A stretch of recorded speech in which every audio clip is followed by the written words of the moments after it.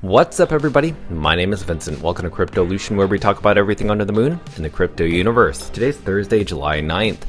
Now, you must be wondering, as a dog holder, maybe you own some other runes. Is BIP110 going to affect your bags? Well, in this video, I'm going to have a presentation to explain why it won't. It won't affect your bags at all. In fact, BIP110 is more focused on ordinals, and there's a difference. We're going to cover it in this video. So let's get right to it. Smash the like button, subscribe to the channel. Don't forget to join us on X. Please be careful with any of the scammers down in the comments below.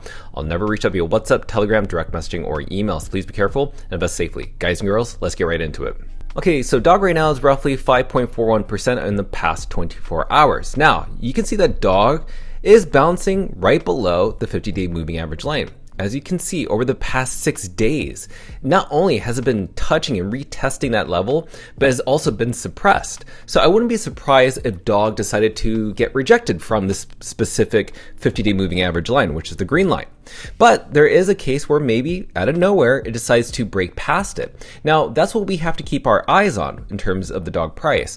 If DOG does break past it and sustain a daily candle closing above that green line, that could signal something very similar to what we saw back over here, where when we do break out of it, it does form a new buyer's market domination. So that's what we're kind of just waiting for at the very moment. But again, as I said, I wouldn't be surprised if it got rejected and headed back down just a little bit more. Now, before we get to the part where DOG and runes are pretty much BIP10-proof resistant, we need to also talk about the fundraiser. So I mentioned yesterday, we are 5.34 million DOG tokens away from meeting our goal. So if there's anybody out there that wants to donate 100,000 DOG, 500,000 DOG, even epic donations that are like 1 million DOG, which makes you an absolute legend, that would literally help complete this fundraiser. And as you know, the fundraiser is to fund 2 more years of me doing exactly what I'm doing now, which is just providing all the alpha when it comes to research, education, just normal updates, analytic tools, breaking news, anything around DOG or runes. This is very helpful for us to meet this fundraiser goal. So if you can, donate to this specific DOG runes address, donate your DOG here, and also it will be located on my X account or my YouTube descriptions. But if you want to donate DOG on Solana, send me a DM. I'll add your X handle and your donation amount to the leadership board. So let's begin the presentation. So how are runes and DOG pretty much designed to be BIP110 proof? Well, if you even consider that the soft fork, which is the BIP110, even is initiated, it won't affect DOG at all. But based on data alone, as of today, they can't even get 1% signaling, and they have to reach around 55%. So this to me is already doomed to fail, but we always have to imagine what would happen if it did pass in an imaginary world, because we have to see and explore how runes were designed by Bitcoin L1 to avoid things like this. This is what's amazing about Bitcoin. You can't change Bitcoin as much as you can if you're just an individual. You have to have consensus. Because runes and DOG are built on Bitcoin as a native L1 asset, it also follows the same principles. And so we're going to talk about how DOG passes every rule by design against the BIP110 people. Now, let's look at what BIP110 actually changes. It bans executed op-if and transcript, which you can see here. Caps data pushes at 256 bytes, restores the 83 byte op return limit at consensus, because remember, it used to be 83 bytes, but now it's above that. Then there's a 1-year duration of BIP110 existing. It means that there will be transactions that are ordinals or runes that will be prevented from actually being validated. But here's the thing, this also can affect people sending regular monetary transactions. So if I'm sending my Bitcoin from here to Thailand, say for instance, it could accidentally not be approved because of this soft fork. So that's the most dangerous thing about this. So we have to look at the reality check. As I mentioned before, we can't even get 1% signaling block for this BIP110. They need 55%. Bitcoin Core has not endorsed it, and all this enforcement is only being shipped within the Bitcoin Knots community. Now, the rules were already written against one format, which is the inscription envelope. So say for instance, we have op-false, op-if, op-end. And what you just need to understand based on this specific slide is that this is not an inscription obituary.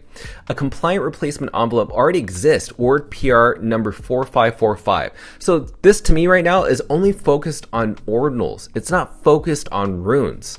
So let's talk about why runes were never used in the envelope. So op return, op 13, a few dozen bytes of variance, no tap script, no witness data, no conditionals, nothing for the op if band to bind on. Runes by themselves was specified this way at block 840,000, when the 80 byte op return limit was still the network default. In the 83 byte rule, BIP110 restores the exact op return window runes was built to fit. So built within the rules of BIP110, op if does ban and try to break inscriptions and attempt to break ordinals, but it misses runes entirely. The 256 bytes push cap breaks inscriptions and ordinals, but completely misses runes in general. The 83 byte op return, the exact window runes was built for. Output caps, control blocks, annex, witness versions, no contact by far. The 7 of 7 rules, 0 bind on the runestone aka rune format. So this just goes to show that runes and dog are unaffected. Now, there is one thing that maybe would affect runes, and it's actually something that no one would see coming, but maybe we would miss it. But it's not an end-all be-all, and I'll explain that. So let's talk about this. So the two edge cases that are checked and not skipped, this is the forensic honesty. Now, etching commits the rune name as a tap script data push. Max is 28 characters, like dog go to the moon, versus a 256 byte cap. No op if. So if you decide to etch runes after an imaginary world like BIP110 passes, etching will be fine. It will not be affected at all. But here's the thing that BIP110 would actually affect in terms of runes, and that is the runes icons. Because the icons, like for dog to the moon, there's a dog emoji, and that's considered an inscription. And that is the only casualty that any runes would actually be affected by, which is if they use an emoji for their inscription, then that will be gone because it's an image, right? They want to get rid of ordinals, JPEGs, and anything that's, consuming block space, which is what they think as of right now, which is not true. But the emojis for these runes are basically cosmetic, right? We just know it's just for looks. But balance transfers and mints never get touched. So that's the most important thing that you need to understand. Runes are completely fine.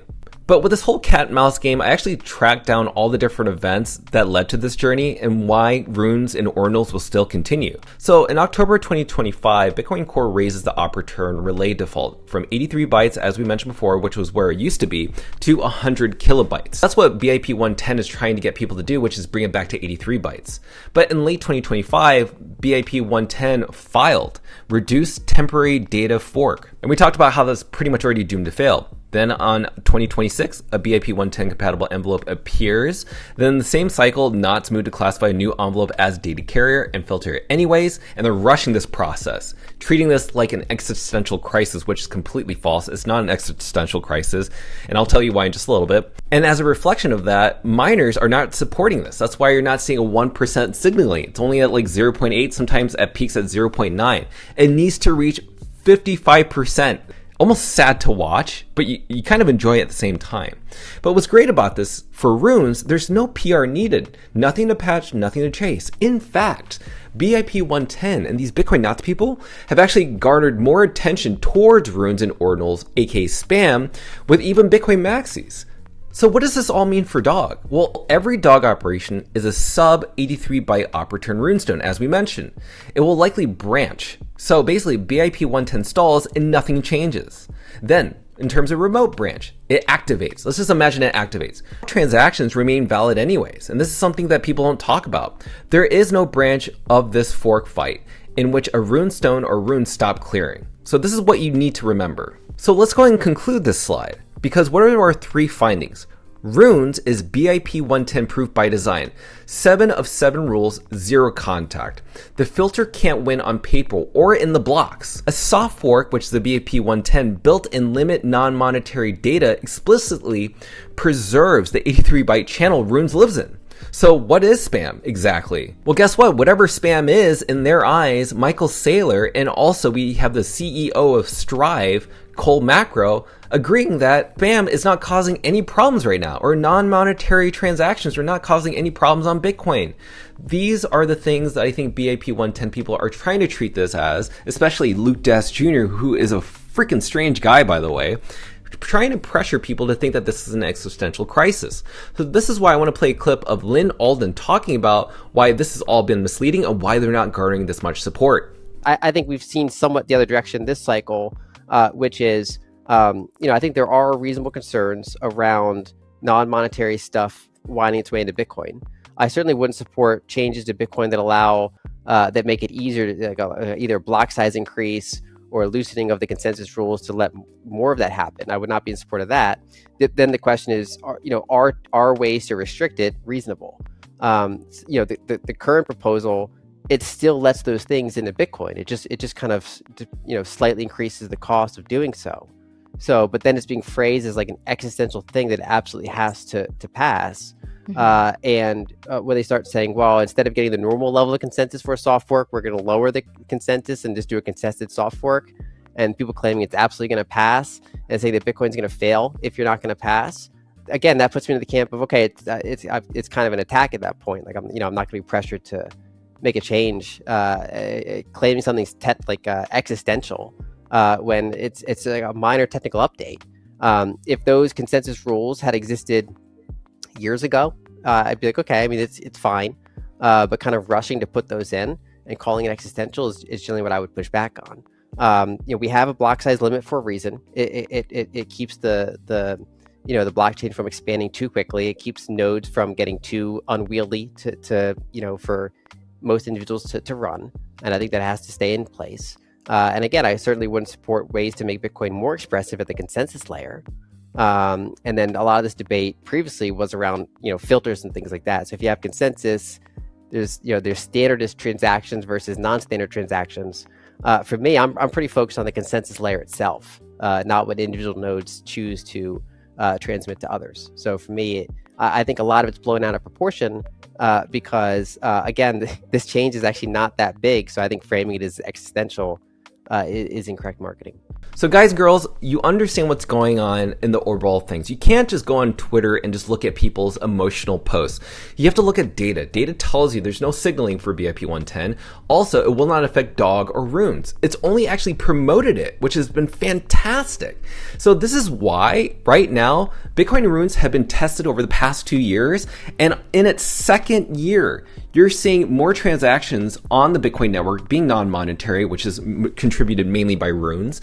You're seeing everybody talk about runes. You're seeing everybody debate about runes and also non-monetary transactions. Dog is the flagship rune token. It's the #1 rune token by market cap, by mindshare. It is at the forefront of every conversation when it comes to X spaces, BIP110 versus Bitcoin Core. Whatever it may be, runes is always center stage. So do not fade Dog being that flagship attention on multiple different accounts. So with that said, if you appreciate these videos, please submit to this fundraiser. Let's complete the 5.34 million dog remaining in the fundraiser. Donate to this specific address on X, which is my dog runes address. You can also find this in my YouTube descriptions. But supporting content like this is supporting this specific fundraiser. You support the fundraiser, you support this going on for the next 2 years. Make sure to DM me your X handle and your donation amount to be added to the leadership board. So let's get it done. So with that said, let's go and smash up that like button, subscribe to the channel. Don't forget to join us on X to receive all of our alpha calls and updates regarding dog and runes. Until then, see you guys girls next time.